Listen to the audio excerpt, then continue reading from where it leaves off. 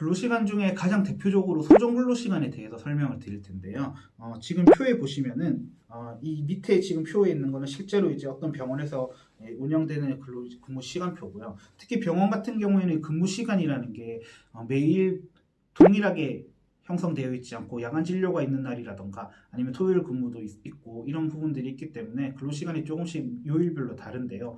이 시간들에 대해서 소정 근로로 인정돼서 추가 급여를 지급할 필요가 없는 건지 아니면 연장 근로시간으로 인정이 돼서 연장 근로수당을 지급해야 되는 건지에 대해서 조금 설명을 드릴게요.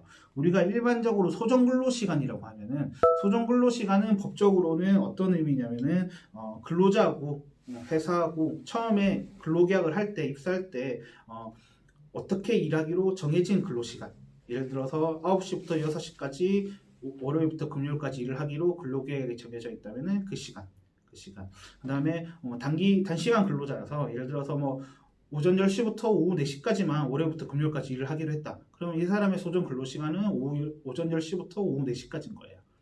그렇게 근로계약에 정해진 근로시간이 소정 근로시간이다. 다만 법적으로 1일 8시간, 일주일에 40시간까지만 허용이 되기 때문에 그 범위 내에서 근로계약에 정해놓으셔야 된다. 예를 들어서 근로계약에 오전 9시부터 저녁 7시까지 월요일부터 금요일까지 일하는 걸로 해놓으시면은 소정 근로시간은 이 사람 같은 경우 휴게시간 1시간 빼고 하루에 9시간씩 일을 하는 거기 때문에 법에서 정한 1일 8시간을 초과하는 거잖아요. 초과하는 거기 때문에 뒤에 초과하는 1시간은 근로계약에서 그렇게 정했다고 하더라도 당연히 연장근로에 들어간다. 반대로 아까 말씀드린 단시간 근로자 같은 경우에 10시부터 4시까지로 하기로 했으면은 8시간보다 작지만은 이 10시부터 4시까지 휴게시간 빼면은 5시간이죠. 5시간에 대해서만 소정 근로시간으로 인정이 된다. 그러면 이 근로계약에서 정한 소정 근로시간을 벗어나는 시간은 다 연장 근로나 휴일 근로에 들어간다라는 걸 생각해 주시면 될 것 같고요. 그래서 이 지금 근로시간표를 보시면은 이 병원 같은 경우에는 기본적으로 8시부터 5시까지 근무인 것 같아요. 8시부터 5시까지 근무이지만은 수요일에 야간 진료가 있고요. 그 다음에 여기는 토요일 날 오전 진료를 진행을 해서 이렇게 구성이 되어 있고, 근무 시간별로 휴게 시간을 제외한 근무 시간별로 보면은 월요일은 8시간, 화요일 6시간, 수요일 11시간, 목요일 6시간, 금요일 6시간, 토요일 3시간 이렇게 구성이 되어 있죠.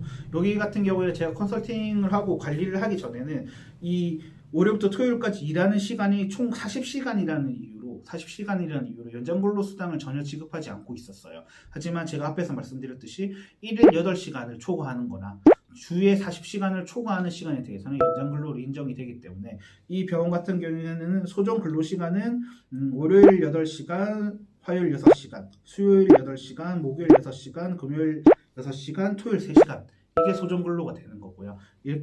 수요일에 야간 진료가 있는 이 이후의 3시간에 대해서는 연장 근로에 포함이 되기 때문에 여기 같은 경우에는 조금 특이한 케이스가 발생을 하는 거죠. 발생을 하는데 대부분의 병원이 이런 식으로 운영이 되고 있고, 여기에 주에 이제 월요일부터 토요일까지 중에서 하루 이제 오프를 주신다던가 이런 식으로 운영이 되시잖아요. 그러면 이 소정 근로시간과 연장 근로시간을 구분을 해서 급여를 지급하셔야 됩니다. 지급하셔야 되고, 여기 같은 경우에는 그래서 소정 근로시간이 주에 37시간인 거고요. 연장 근로는 3시간 이렇게 되는 거지 40시간이 다 소정 근로시간으로 되는 건 아니다 라는 부분을 염두에 두셔야 될 것 같아요. 그래서 다음 근로시간에서 설명을 드릴 테지만 이럴 경우에는 우리가 뉴스에서 얘기하는 탄력적 근로시간제라는 거를 적용을 시킬 수가 있어요.